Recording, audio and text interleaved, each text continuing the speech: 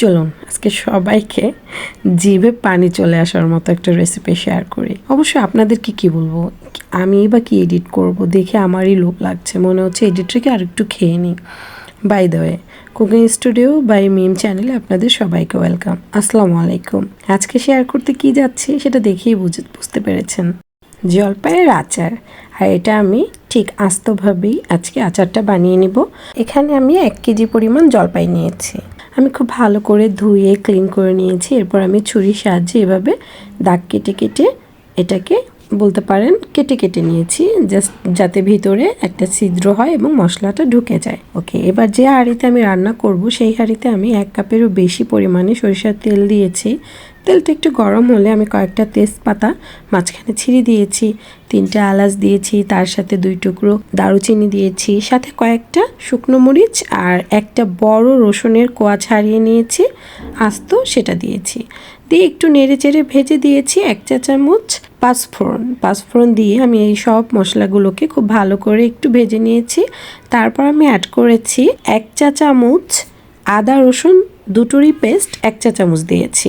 দেন খুব ভালো করে মিক্স করে নিয়েছি। তারপর আমি অ্যাড করেছি হাফ কাপ সরিষা বাটার সাথে আমি অ্যাড করেছি 1 চা চামচ শুকনা মরিচের গুঁড়ো, হাফ চা চামচ হলুদের গুঁড়ো। সবকিছু একসাথে দিয়ে আমি জলপাইগুলো দিয়ে খুব ভালো করে এটাকে কষিয়ে নিয়েছি। যখন আমার মোটামুটি কষানো হয়ে এসেছে ঠিক তখন আমি হাফ কাপ সুগার অ্যাড করেছি। আমি এখানে আজকে টক মিষ্টি ঝাল আচারটা বানাচ্ছি, তাই আমি আমার স্বাদ অনুযায়ী আমি সুগারটা অ্যাড করেছি। আপনারা আপনাদের স্বাদ অনুযায়ী সুগারটা অ্যাড করে নেবেন। আরেকটা কথা আমি বলতে ভুলে গিয়েছিলাম, সরিষাটা অবশ্যই সাদা সরিষা নিতে হবে, এখানে কালো সরিষাটা অ্যাড করা যাবে না।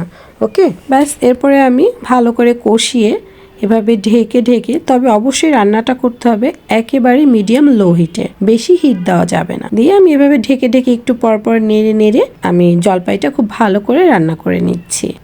আমি কোনো পানি অ্যাড করব না, এই যে জলপাই থেকে যে পানিটা বের হবে এতেই আমার জলপাইটা সিদ্ধ হয়ে যাবে।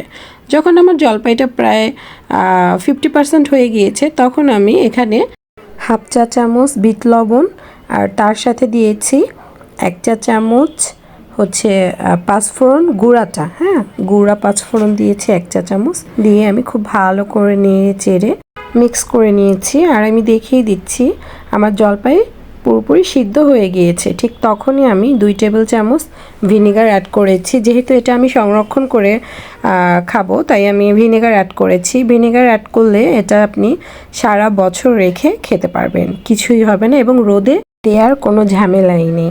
আর দেখতেই পাচ্ছেন দেখতে কতটা লোভনীয় হয়েছে। আলহামদুলিল্লাহ, যারা খেয়েছে সবাই বলেছে অনেক ভালো হয়েছে। ডান আমার জলপাইয়ের টক ঝাল মিষ্টি আচার।